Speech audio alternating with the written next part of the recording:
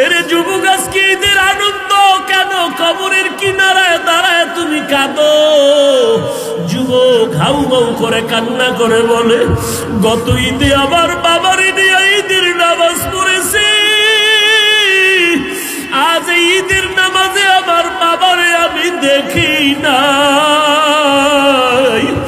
আমার বাবা আমার মাথায় হাত দিয়ে কত দোয়া করেছে, আজ আমি বাবা হারাইয়াছি।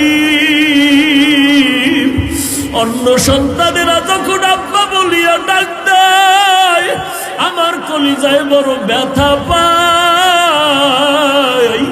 আমি এখন আর মোহাব্বতে আব্বা বলে কাউকে ডাক দিতে পারি না।